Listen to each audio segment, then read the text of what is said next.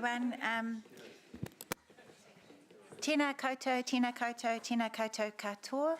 Nā mihi tuatahi ki te atua nui I ngā wā katoa, e mihi ana kia Kingi Tuheitia Pōtatau Te Whirowhiro Te Tuawhitu, e mihi ana ki ngā mana whenua o tēnei rohi o Kirikiriroa, ko Ngāti Māhanga, ko Ngāti Taumanupō, ko Ngāti Wairere, ko Ngāti Haua, ko Ngāti Koriki Kahukura hoki. E mihi ana kia koutou kua hui hui mai nei I tēnei rā ki te tautoko e te kaupapa nei o te hāpori me te tai o Kirikiriroa. Welcome everyone. I have acknowledged Kingi Tuheitia mana whenua and I've acknowledged you. And now I'd like to welcome members of our Catholic community, Paul and Teresa, to open our hui today with in their way. Thank you.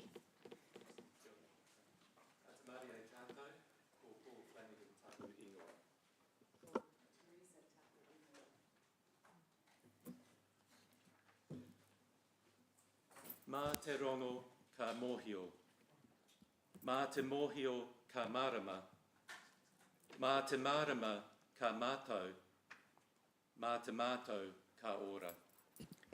From listening comes knowledge, from knowledge comes understanding, from understanding comes wisdom, from wisdom comes well-being. God of all people, open our hearts to listen and understand one another at this meeting. We are all made in your image and seek to know and follow your ways, to praise you and to be instruments of your holy presence. May we respect those who are different from us, who follow different pathways. May we seek to know the truth of your word and find common ground among the many views expressed today, and recognize that we share a common humanity. Help us to be people of compassion and understanding, creating a path to a peaceful coexistence among all people of Kirikiriroa, Hamilton, and Aotearoa, New Zealand. Amen. The Lord's Prayer is common to all Christian faith communities. If you would like to join us in praying this prayer together, please do so. Our Father, who art in heaven, hallowed be thy name. Thy kingdom come, thy will be done on earth as it is in heaven. Give us this day our daily bread, and forgive us our trespasses, as we forgive those who trespass against us. And lead us not into temptation, but deliver us from evil. For the kingdom, the power, and the glory are yours, forever and ever. Amen. May the love, faith, and peace be with everyone here. You're invited to join us in this Waiata Te Aroha. Help us to sing it. Te aroha, te whakapono, me te rangi Marie, tātou tātou e. Te aroha, te whakapono, me te rangi Marie, tātou tātou e. May your day be blessed. Kia ora. Ngā mihi kia kōrua, thank you very much. It was a beautiful way to start our day. You're welcome to stay. It won't be. It'll be a meeting. And yeah, but you're welcome to stay, or yeah. Okay, yeah, all good. Thank you very much. See you. Okay, so we've got. I just want to actually start by acknowledging the change that we've had in terms of our link to general managers in this committee in particular, and I don't think the other two are here, but Janet and Sean, and welcoming them to being part of this also.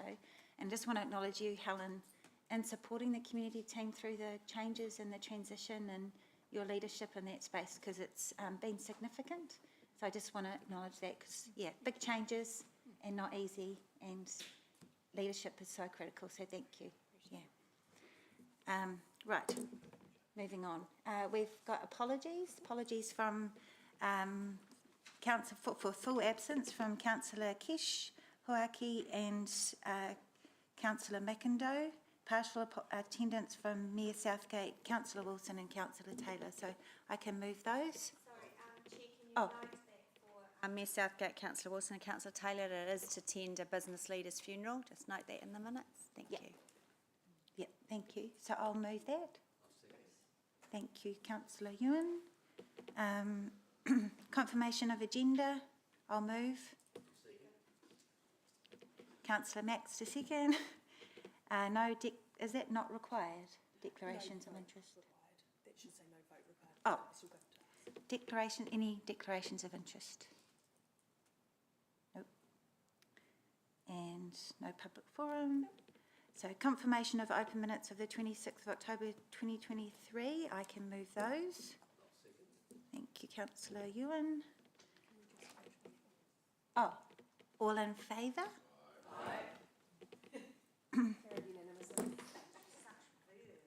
Okay, so now we're on to the Chair's report. I will move that. Have a seconder, or do you want to talk? I'll second it, get on the table. Yeah. Any questions? Did you want to talk about the Arts Festival? I will. Can I do that in debate, or do I do it now? Oh. Why was Gallagher, why did they increase their numbers by 14,000 compared to last summer? Last summer was a out of usual summer for us with around recruitment of staff. Just we had difficulty recruiting over COVID. A lot of pressures under there that we still were kind of experiencing that. A lot of the industry was nationwide, and we did so we were short-staffed through that time. And Gallagher was the pool that we chose to close. So there has been an increase on many of our for the last 7 years, but a particularly big increase on last summer. Yeah. Thank you. Thanks. Okay. Any other questions? Okay. So I didn't introduce it, but I'll just do a quick debate now. Then I just want to, I guess, acknowledge the team for the amazing work that goes on in the community space. The numbers speak for themselves in terms of the huge impact the visitor destinations and other such things have in our community. The pools being at capacity is, significant, and the work we've done around the river and was it Manu with Mana campaign has been awesome, and it's been such a neat summer in our city and so many great things to see. And I just want to make a specific shout out to the Hamilton Garden Arts Festival, which opens on Friday, and it's already really pulling people in, lots of tickets booked already, but an amazing show of arts and creativity throughout 10 days. So I encourage everyone to go along and enjoy, and it's something to be really proud of in our city. So that's me. Anyone else want to say anything? Yes, Deputy Mayor. I was going to address this to the chair, but she's not here, so you're her proxy. Look, thank you for outlining the tremendous efforts through the visitor destinations, our gardens, our zoo and our museum. Seeing words like busiest ever and new record shows that the investment that council has done over time is working. And more importantly, that those strategic plans, the zoo master plan, the library strategic plan are working. So I think that's a trajectory we want for our city. Having vibrant and successful visitor destinations are something that no one wants to see go in the other direction. So I urge councillors, when we get to the LTP and we get to the proposals around levels of service cuts, that we not chop the heart out of some of these fantastic destinations. I want to make a comment about in the Chair's report about Waitangi Day, and that over 750 people attended the Central Library to join and celebrate that. I'm not sure if we're keeping a trend on those activities, but that's pretty fantastic, and is absolute evidence that the newly minted, I guess, library strategy is working as a community hub, and I'm so excited about that. And I want to just pass on my congratulations to all the staff that were involved in that. That is absolutely evidence that no longer do we just go to a library to grab a book. So well done. I know there's a lot of effort and thought that goes into some of these things, but I just wanted to focus and bring attention onto Waitangi Day, so I appreciate that. Well done. Thank you. Thank you, Deputy Mayor. Councillor Max. Look, I couldn't let the chance of talking positively about Wellington Street Beach go by, and I, for one, was really sad to see the jetty demolished. Can understand the reasons it needed to be under safety, but to have the pontoon installed has been the most magnificent thing for that area. It is hugely busy, as the graph on page 20 shows us, and it just feels safer for children.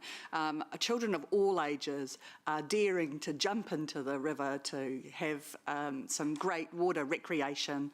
There's lots of parents and some pretty challenging bombers from time to time down there. They certainly are doing their manus with mana, and it's wonderful to see. We've got planned in this year to do some upgrades to that area, and that can only enhance the experience for both the children and parents coming along to there, and I've no doubt that that will be one of Hamilton's best used spaces in the future once that retrofit's been done. Kia ora, and thank you. Thank you, Councillor Max. And we'll go to the vote. Did I get a seconder? Yes. Oh, thanks, Ewan. Councillor Ewan. Okay, so we'll go to the vote on that. Just raise your hands. Yep. All in favour?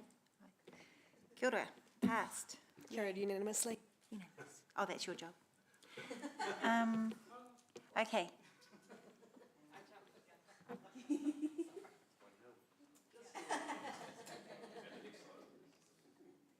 Good. Okay. Now we're on to item 7, the open space provision policy. So, Kate, thank you. Yeah.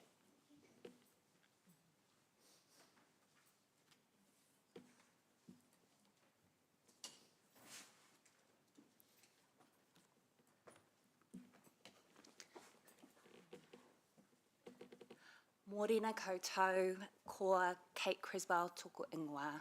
I'm a strategy and policy advisor for Customer and Community Group. I'm here today to seek a recommendation from the Community and Natural Environment Committee that the Council adopts the proposed open space provision policy. The policy is intended to guide the Council's decision-making around provision of open space, including strategic planning, investment, acquisition and disposal. The review of the open space provision policy began in 2022. Staff presented the amended draft policy to the Community and Natural Environment Committee on the 10th of August, Committee 2023, for approval to consult. No additional changes are being proposed to the attached draft policy. Summary of the consultation can be found in points 26 to 29 of the report, or a full report in attachment 3. There were no significant,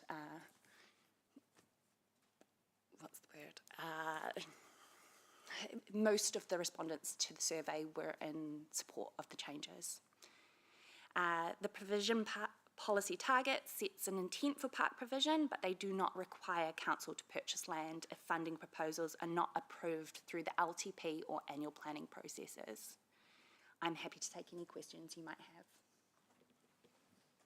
And we have a question from the Deputy Mayor. Thank you. Thanks, Kate, for your presentation. Can you just give me an understanding or perhaps an example recently of where we've considered land surplus and have disposed of it? I don't. Would it be Maria like might be best placed a to piece answer of this road one. reserve or?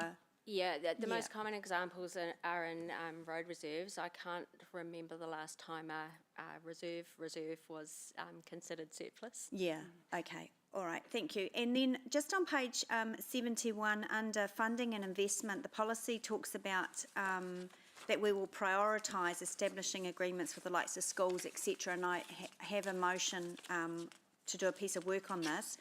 Are we actively pursuing this as a problem? Because it's been a problem for the city in decades, not having access to schools, to their grounds, to the open spaces. Have we done any work since former Councillor Martin Gallagher was all over this topic? Yes, Councillor Angela, and I think the number of times it's come up, staff have spoken about working with the willing, and Yeah. so Haripuki is probably a really good example where we have great working relationships with the neighbouring school, and Yeah. we've managed to reduce car parks on the park and share facilities. Yeah. So it is still very much a work in progress, but something we do pursue. Fair to say, though, that we could, if we put some political might behind it, we could possibly move it along a little bit faster? Potentially. Yeah. Just on page 25, last question, financial considerations. So where does the funding sit in terms for this policy in the LTP? Is it in that new, did we pop in a new Under the budget line? strategic land purchase. Strategic land Yeah. purchase. Okay, all right, great, thank you. Thank you. Thank you. Councillor Bitter. Yeah, Kate, could you talk about the people who did not support in their submissions and what were their particular issues? So we only had 22 overall responses to the survey on the policy. And of those, there were only, I believe, 3 people that spoke in kind of, I guess they had more questions than opposition. So there were some questions around the cost of implementation of the policy and, just some concerns expressed around that. And could you explain more about what the process would be if there's people want variations to these guidelines? So with the policy, because it's gone out for consultation on the proposed draft, if we were to look at significant changes to that, there may be a cost for further engagement. So that would be for, if we were going out for a general consultation, Right. that would be... So, I'll explain my question a bit better. Okay. So if, for instance, there was a park or potential park that was 401 metres away from the residential area, who would be involved in the process of saying, yeah, 401's okay? So already with our... Oh, sorry, Maria.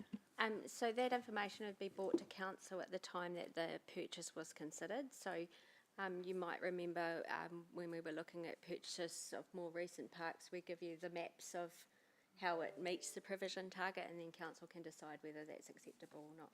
Right, yeah. An aspirational, like we're talking there as an aspirational, like that's your kind of ideal. That's a bit of a benchmark across the country for high density areas.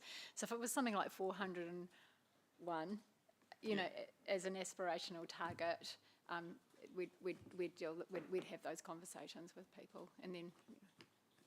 That's good. I like the word guideline rather than rule. Yeah, yeah. And just finally, I think I'll just check what page I was on. Just to be a little bit picky on detail, I'll just get to page 44, I think it was. So this page 50. We have a diagram of a couple of parks I am familiar with. Councillor Bitter, can you yeah. just say the paragraph number? again? Sorry, it is, it doesn't have a paragraph number because it's in attachment 1. It is on page 50 of Diligent. Yeah, pictures of 2 parks. The park that isn't visible to the road has issues, as we'd understand, but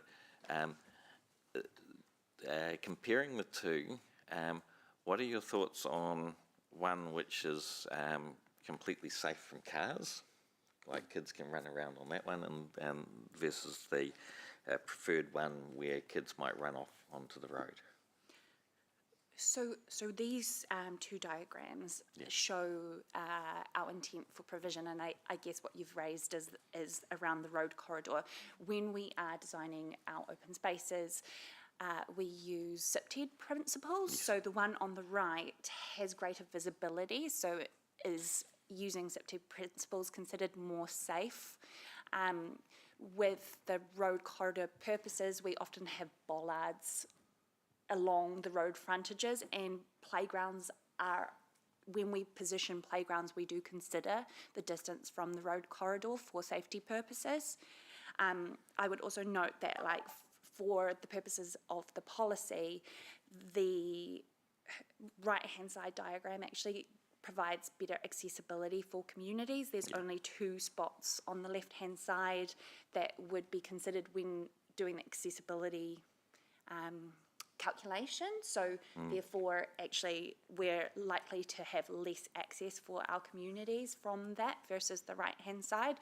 So I guess it's a bit of a balancing act, and there's a lot of things that we consider when we're thinking about what an ideal park might look like. Thank you. Thank you. Councillor, where is she? She's gone to the bathroom. Okay. Mangai Te Ua.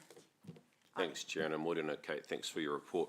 Page 23.9, 21 respondents seems relatively light. What are your thoughts on that?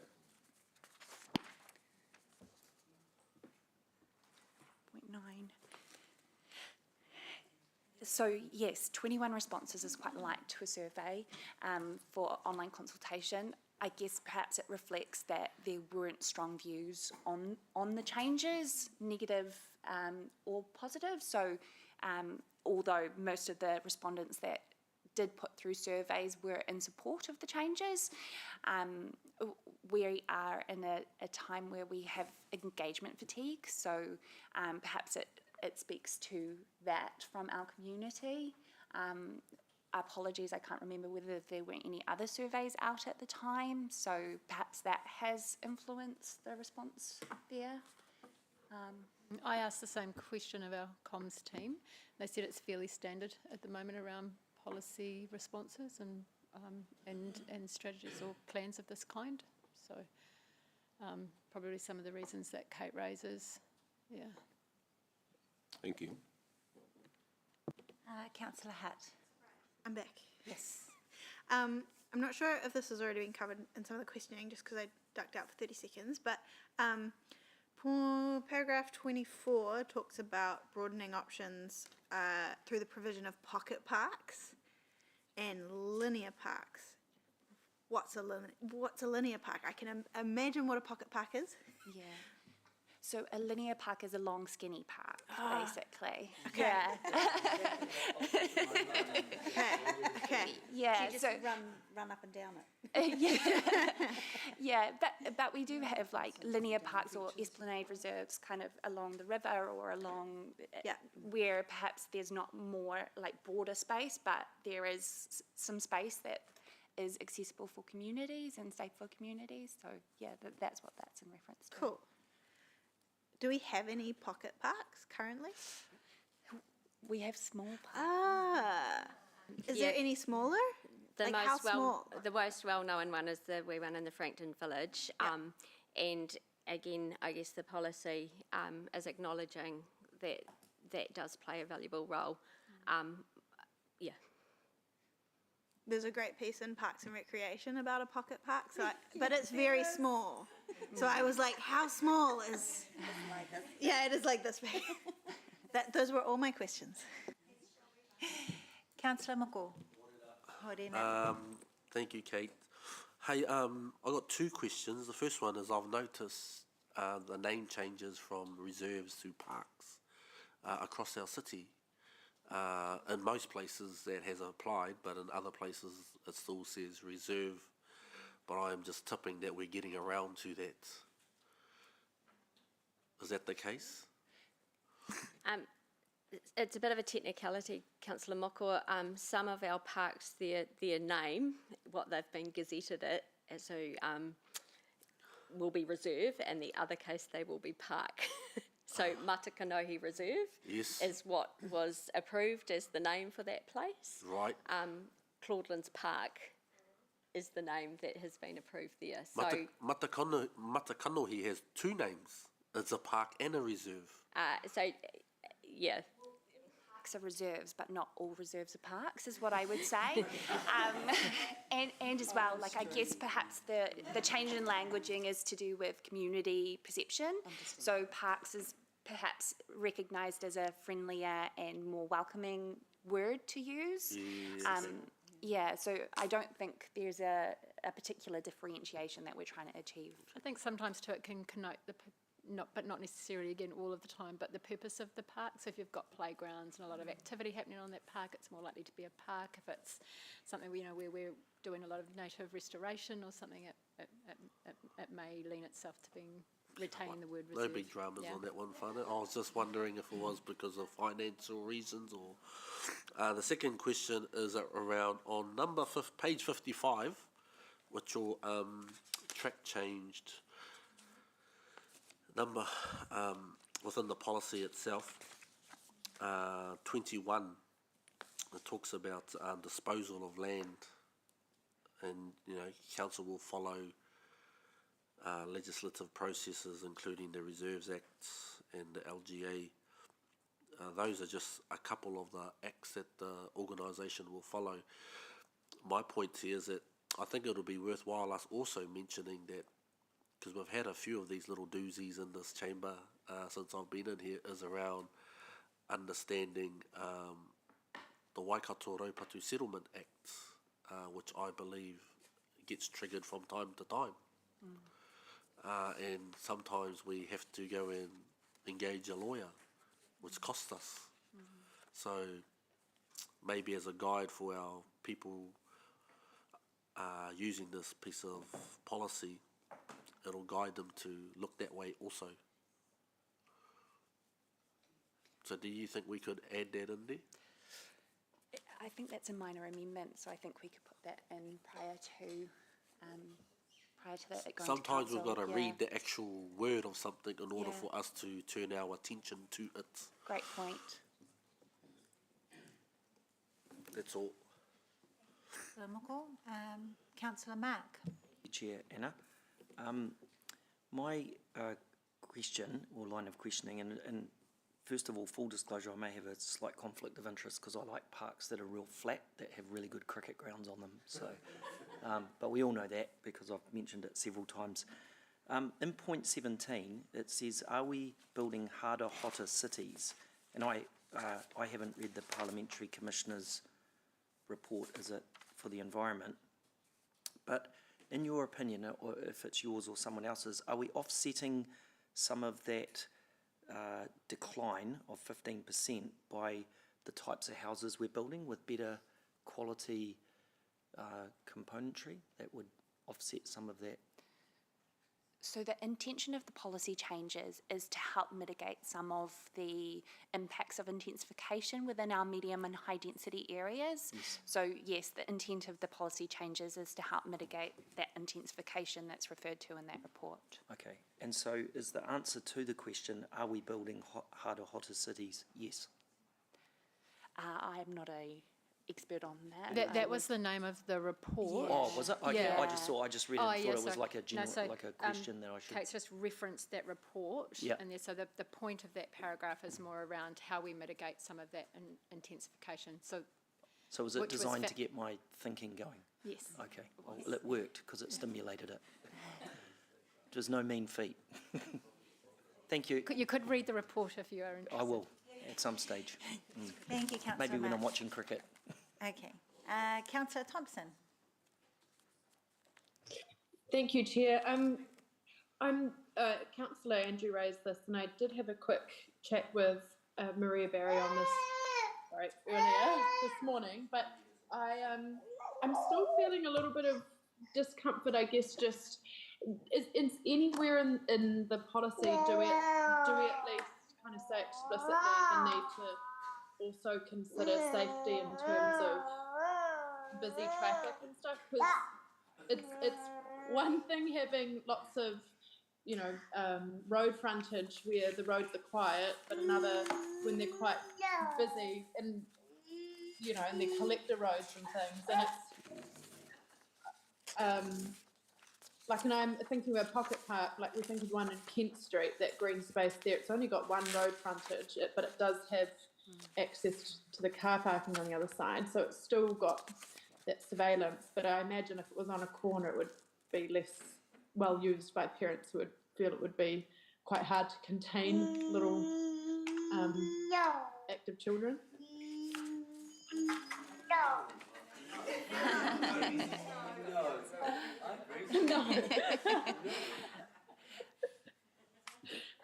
It's the first word they learn. No. Thank you for your question, and thank you for Stevie's contribution. Within the key design considerations by open space function within attached proposed draft, we do consider what have we got? Wider space. You're right, we don't make specific... So, Councillor Sarah, I think we'll review that document. I think we've captured the intent of your question, and it will be considered definitely at the design stage, but we're happy to put that as a minor amendment, and through that safety will be a consideration. Safety in regards to road frontage. Road frontage, Yep. Thank you. Yeah. Excellent. So it's, I think it's really critical for a park space to be well used. People need to feel comfortable and not feel like too much traffic's going by is also just an amenity issue too. So it's getting that right balance. I think it's important. Cool. Thank you. You have another question? Yes, thanks, Chair. So related to Councillor Sarah's concern, which I agree with. So this issue also applies to the esplanade. So I would ask that in the amendment you also put in a consideration for young people's safety, sort of running across roads from the houses on one side to the park area. That is a concern for me. I was considering voting against the policy because of that. So yeah, if that could be in the amendment, then I can support it. Absolutely. I think we can have a headline statement that covers all the different types of reserve, noting that we will consider safety as a priority.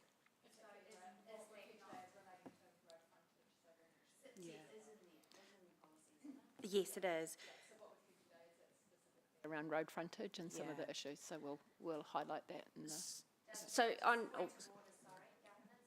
Respond to any of the submissions, because that we're not allowed to add in. I mean, I guess it broadly does under SIPTED. Do you have an issue? Sorry, that's not a point of order, it's a question. Is that do you have an issue with being specific around one thing? Can I make a suggestion? Yeah. So on page 75, there's a table which says the following location, configuration and design considerations. There's a specific section there on safety, which has a note, safety of all users, i.e. access to internal configuration. We could add a comma. Road front. And say in relation to traffic or something. We'll find the words. Great. But I would suggest that adding a comma in there doesn't depart from the intent, but actually just firms that up. Councillor Pike. Thank you. Just on page 28, Principle 8, in terms of partnering with other schools and tertiary education providers, just checking that we're not precluding ourselves from working with MOE on closed schools such as Richmond Park, which is, or Richmond School, sorry, which was previously Richmond School. Okay. Cool. And secondly, just a clarification, do we send out this policy to Voices of Hamilton? Was that avenue we used to try to get some more engagement on this, or that's not standard practice? I think there is an additional cost associated with the use of Voices of Hamilton. Okay. But we didn't know. Okay. It wasn't included in this one, but it's something we can talk to the comms team about and feedback to you about how we might be able to utilise that, or if there are issues with it in the future. Yeah, I think particularly if it's quite a low return on response, then it would be a good avenue to try get some support. Thanks. Oh, Morena me Paula, Morena koutou. you have a question? Good morning, everyone. Yes, I was just going to follow on Angela's question around the safety of parks, and I think I heard all of the response, Maria. Actually, just to be note that sometimes if you're nodding or muttering a response, it's really hard for us at home to hear the whole thing. Just a small question, a comment. But in terms of the safety, I mean, the safety from the roads has been being covered quite a lot, but I guess there's other aspects of safety that we could pick up, and that includes the overall, the sight lines, the ability to monitor crime if there's any crime going on there, and the quality of the materials as well in terms of vandalism, degradation, and that kind of thing. And I just wonder if we could be a little bit more specific about that. I was looking at the bit about is the playground. How could we, the maintenance, I've just lost my page, the maintenance of the playground, and are there any other partners and such. I'm just wondering if there's anything about the durability of playgrounds, because we're seeing some of our aging ones kind of get quite readily vandalised, and then you fixed one the other day that was complained about, and they're quite hard to maintain when they're made of things that are readily smashed. And any comment on that? The maintenance of playgrounds sits outside the scope of the policy. So the policy specifically focuses on provision of open space. So it doesn't speak to, so it speaks to some playgrounds perhaps having functions that include playgrounds as part of our definition for the type of space, but it doesn't talk to playground maintenance. So the things need to integrate together, because I am looking at the pages which do talk about playground. So, Councillor, as you say, it integrates it in there, but sorry, Mayor Paula. I'm happy to have a conversation with you offline about how that works, but very briefly, some of those playgrounds you were referencing were bought or purchased some years ago, and they were likely the best available equipment that was on the market at the time. We've got some significant advancements, and our renewals and programs will be catching up on those sites. So there's a bit going on in that mix, but I hear your point. And Councillor Kesh is working on the playgrounds at the moment, isn't she, as well? With a working group, or is that finished? The working group has finished, but there has been some work, yes.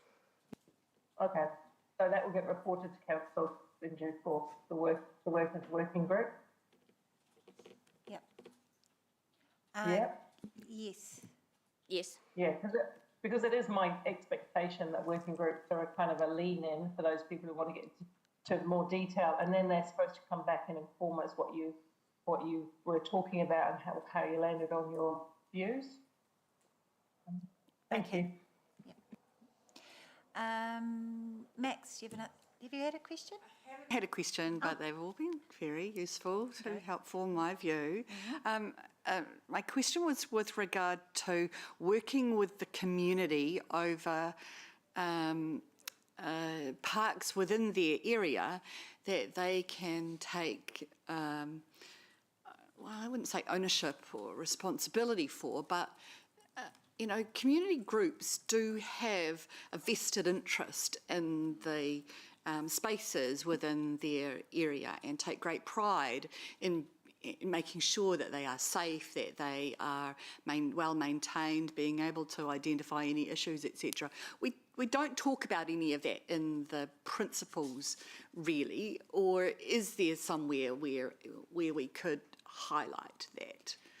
So again, that potentially sits outside the scope of the policy, as it's about just the provision of open space. However, within our open spaces strategy, we do lean into that very much so, and we talk about open spaces for people, which focuses on our connection with the surrounding communities and how we can engage with them to make our open spaces really well activated, loved places.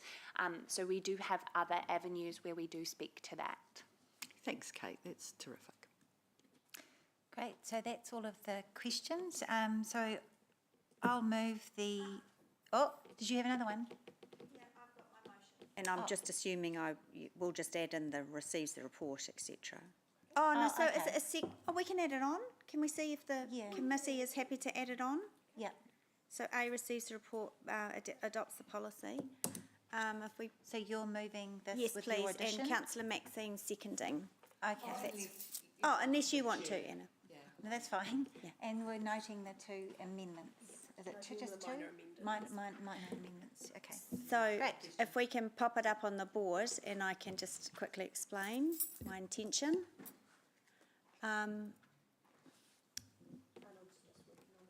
Okay. So it's very...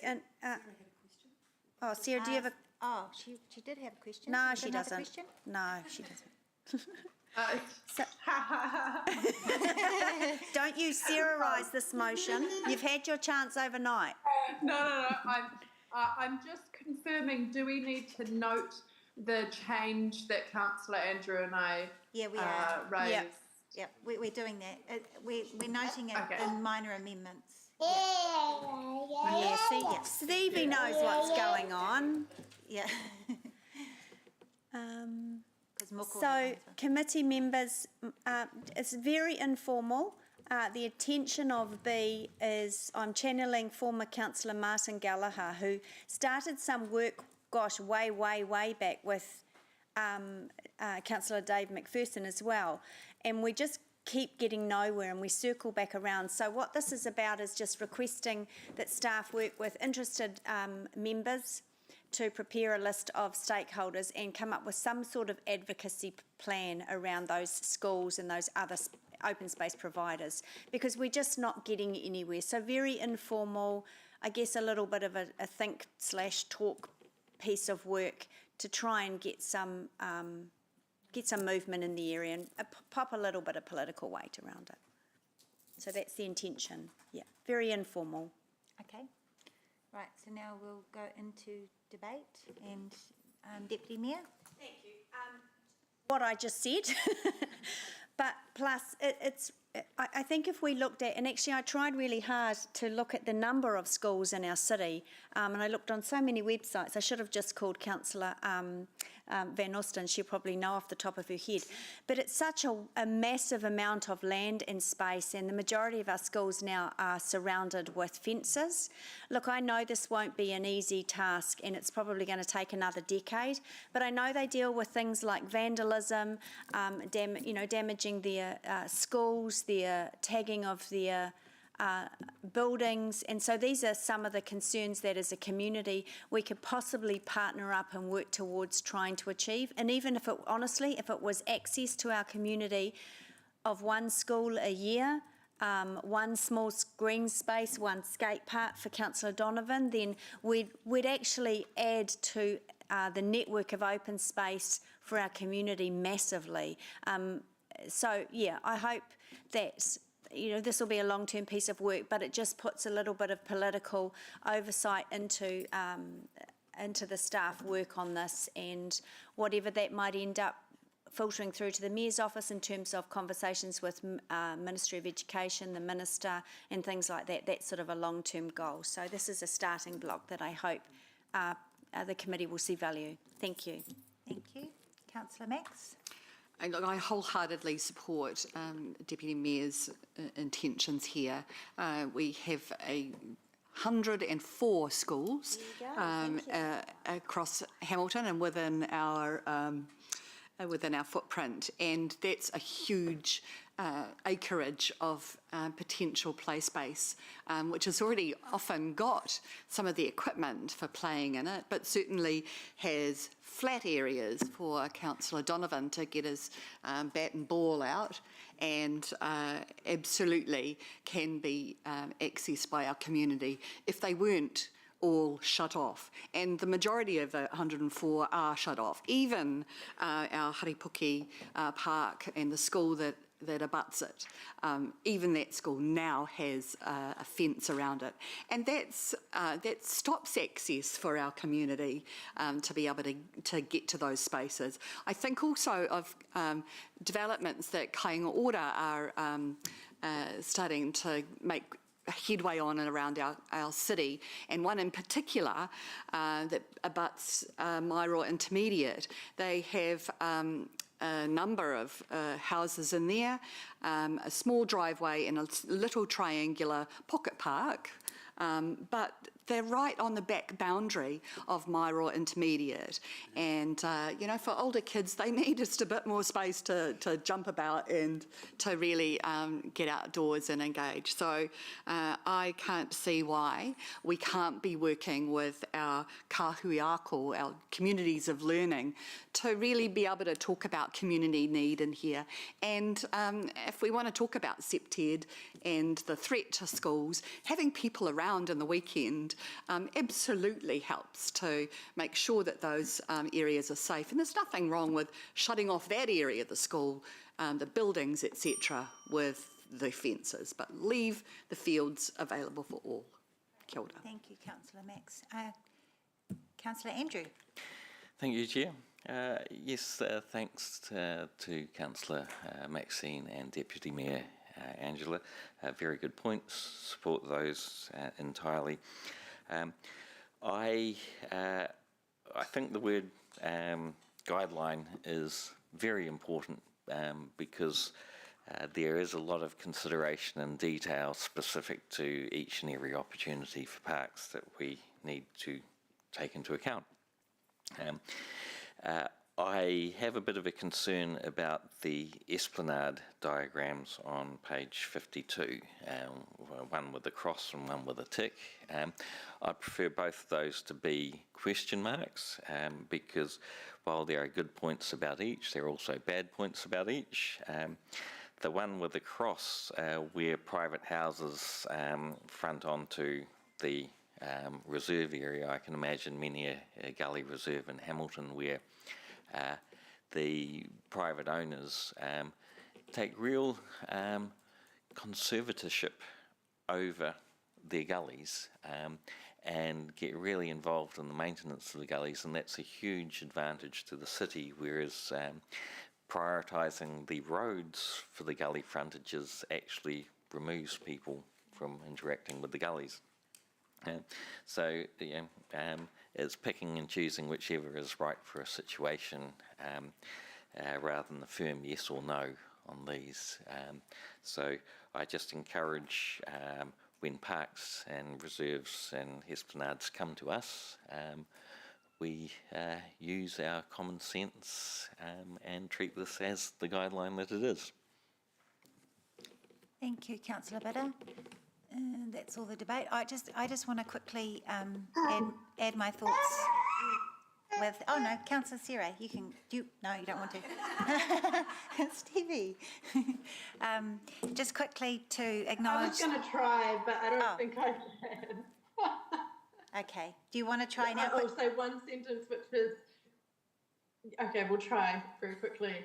I support the policy support the discussion around schools. I think that's really important. Okay. But I do still feel discomfort around.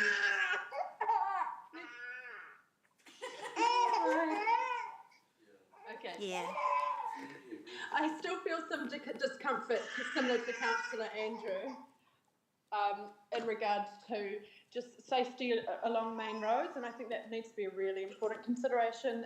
You know, having two road frontages where they're a quiet road is one thing, but where they're quite busy collector roads, I feel like people would be put off using a space because it doesn't feel secure or relaxing and things. So that's a big consideration for me. Thank you, Councillor Sarah. Awesome. Thanks. And just quickly to conclude the debating, I just wanted to, I guess, acknowledge that we are making some indications around our provision for open space in our more intensified housing areas. And I think that's a really significant part of this. We are growing as a city, and we are looking to intensify, and in particular in our central business district. So making sure that people who are going to be living in apartments or in flatting situations, those sorts of things, are able to access green space is such a vital thing. So really pleased to see those changes in this policy. So we'll go to the vote.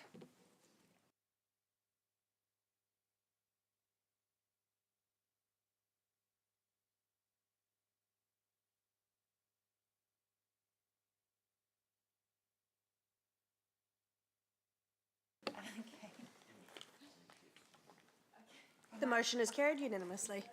Thank you.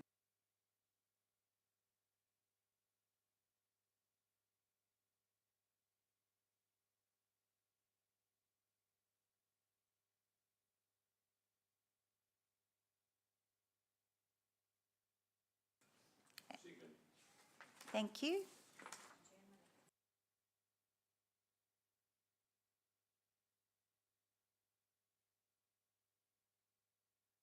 Kia ora again. I will take the report as read and take any questions you may have. No question. Determine that a bylaw is the appropriate mechanism. Yeah. That's it. Yeah. So we're just, no We're questions? not to do a deep dive into the No questions. policy at this point. Yeah. Got a mover and a seconder, so we'll go to the vote. The bylaw, I should say. That'll Show come of back. hands. Okay. That'll come back and then we'll dive into it. Deputy Mayor Angela that moved it. Oh, yeah. We'll fix it. Thank you. The motion is carried unanimously. Okay. Okay, item 9. Cemeteries and crematorium bylaw. Thank you, Narelle.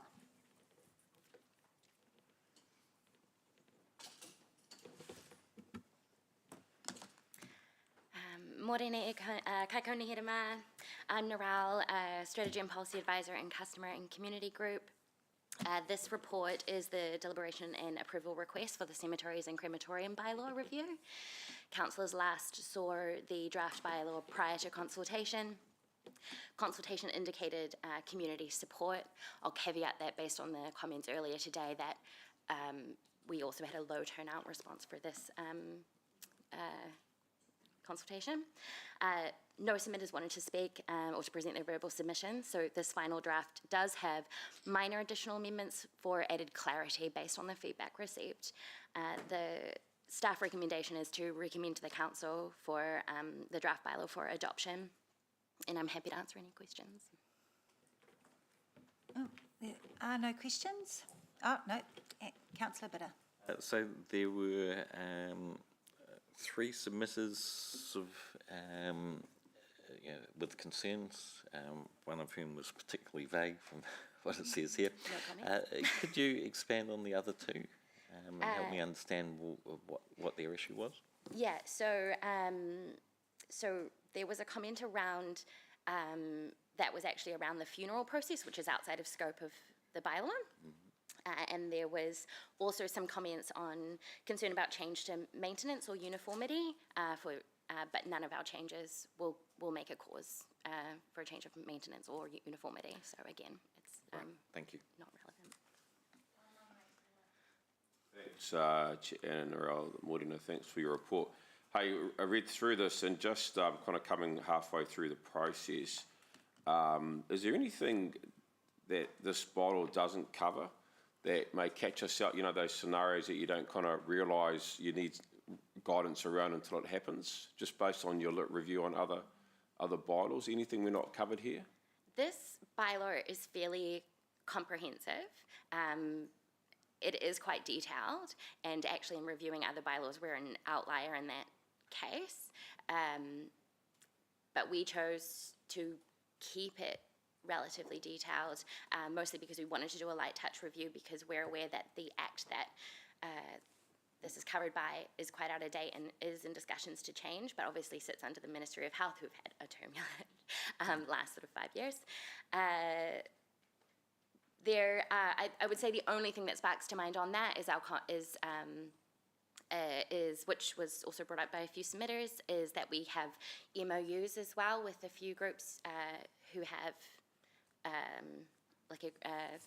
I'm sorry, I'm forgetting the technical term for it now, but who have designated areas within the cemetery, and so those MOUs work to cover any other issues. Cool. Thank you. Thank you. So I'm happy to move. Oh, sorry, Deputy Mayor. Councillor Pike. Sorry, thank you, Chair. Just checking on page 96, replacing the reference to Veteran Affairs publication, have we consulted with the likes of Return Services Association? Yes, we reached out and didn't have comment. So we have two separate areas in the cemeteries. So there is an RSA area, and then the Veterans area is in direct consultation with Veterans Affairs and not Return Services. Okay. So that change is relevant, and it's detailed in legislation, which is why we've changed the reference to be the legislation versus the publication, but it has the same effect. And so there was no specific negative or suggestions coming from that? No. Okay, thank you. Thank you, Deputy Mayor. Just circling back again around this issue, engagement with mana whenua and mātāwaka. There's no commentary in here, and I've raised it many times in the chamber around the issues with the crematorium and their movement through to the river. Is that still a piece? I know that there's some national work being done, because this is a wider issue. Yeah, so during consultation, we did bring mana whenua on a tour. Yeah. So they've seen the premises. They were happy with that process. In terms of the actual specific about the river, that actually sits within our trade waste, which is a project that is happening with the Waters team. Yeah, I just saw this as an opportunity to still make sure that stays. For sure. Thank you. Okay, that's all the questions. So I'm happy to move unless someone else would like to. Okay. Okay, and a seconder? Thank you, Ollie. Okay, we'll go into debate. No debate? Okay, I'll just say something. I guess just in terms of this, I want to thank the staff for their work. It's a real tender area, challenging area.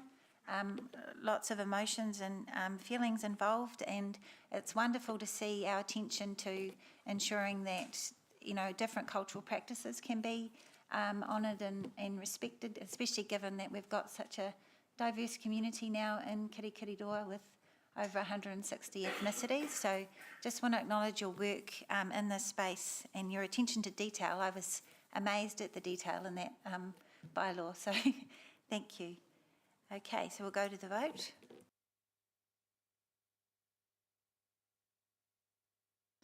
The motion is carried unanimously.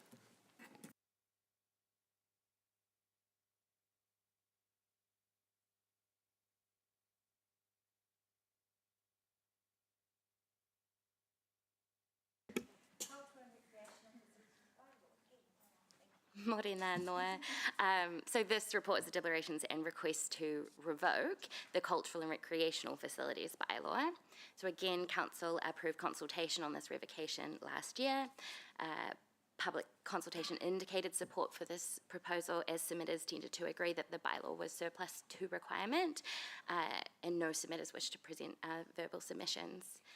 So the staff recommendation is to recommend to Council to revoke the bylaw. Any questions, Deputy Mayor? Sorry. Thank you. Fully support the recommendation. Just a question, page 143. Abusive behaviour by customers towards staff, etc. There's just general commentary. Can you give me an example of something that has occurred in one of our facilities or our library where the situation has been resolved, where this bylaw just didn't help things, or you had other tools that you used? Thank you.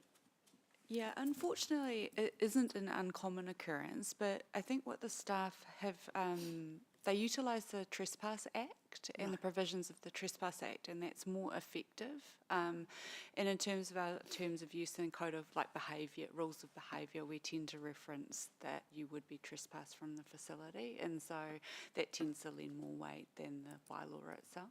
Yeah, okay. And just final question then, is there an increase in nuisance and threatening behaviour in our facilities?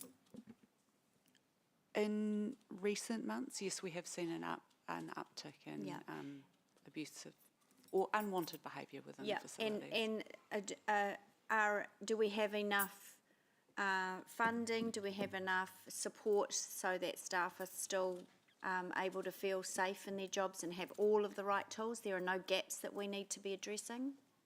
I think that we are adequately provisioned. We utilise, in the Central Library, we utilise CitySafe. We've recently been utilising CitySafe at the pools over the summer, which has had a good outcome. We also have funding for security when required. So, and the teams receive training on how to manage, de-escalate situations, which provides them a lot of confidence in these situations. So we find that multi-pronged approach has worked really well in recent years. Yeah, and the presence of a uniformed CitySafe officer with a body cam and high-vis vest is helping to deter this or de-escalate faster than non-presence of a CitySafe officer? We have two different approaches within the library. Central Library has a city safety officer, the community libraries don't. Yeah.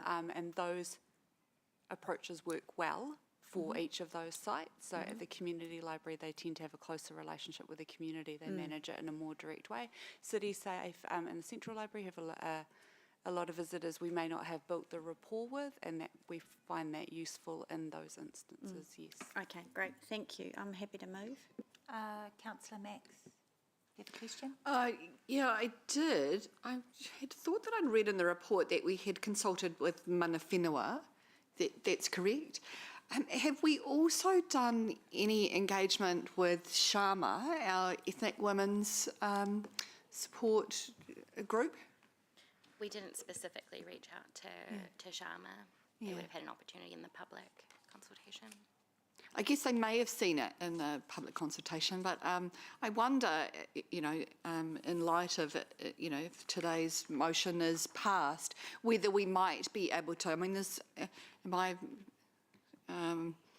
thinking there has been some unique issues potentially for ethnic women, and that they, it would be nice for us to be able to just advise them of this and let them know what our policy is, to give them some comfort. And I wonder if we could note that as an outcome after the vote.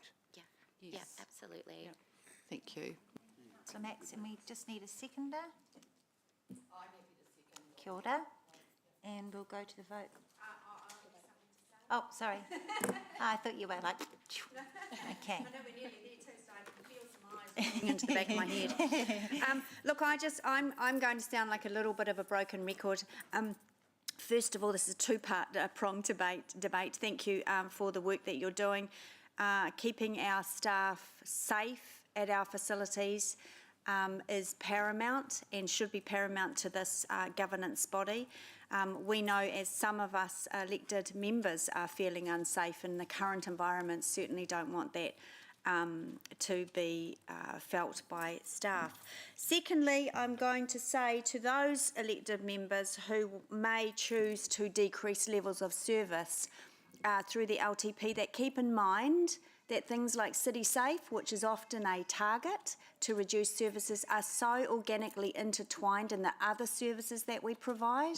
We've heard from staff this morning that in de-escalating situations, particularly at the Central Library, there's an officer that is stationed there. So keep those things in mind. I notice that side of the table is not even looking at me. I'm just kidding. Not. That, you know, that as a growing city, so many of our levels of service are so intertwined and rely on each other, and there is push-pull with tension on how we deliver a library and make not only staff safe but customers safe. So that is the continued message that I'm going to be delivering in this chamber as we move forward. Thank you. Thanks, Chair. Councillor Max, did you have your light on? No, you didn't. I haven't. No, no. I'm happy just to say a couple of words. It's all right. I thought it was. Sorry. As seconder, I absolutely endorse that we have good policies in place that have overtaken the need for a bylaw. However, I think there are vulnerable communities in Hamilton, and that certainly ethnic women can be a target for hate speech and for really unwanted negative behaviour. And if we're able to give them comfort around what our policies are in retiring a bylaw, then, you know, I think that that's incumbent on us to be able to make sure that we do have welcoming communities, that we are honest to our word, and that we help them to feel comfortable, welcome, and very important members of our community. Kia ora. Thank you, Councillor Max. Councillor Hutt. I spent 3 days at our beautiful new Rosatuna Library over the summer, like 3 days in a row. Pretty much from when it opened to when it closed. I was knitting my mum a sweater and I couldn't knit it at home, otherwise she'd see me knitting it. But those 3 days were really eye-opening. And I had the most delightful time at our library.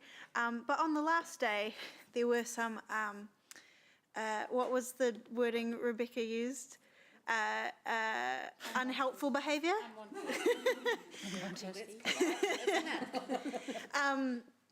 And you know, that was actually an opportunity to watch our staff really respond pretty quickly and pretty decisively about what to do.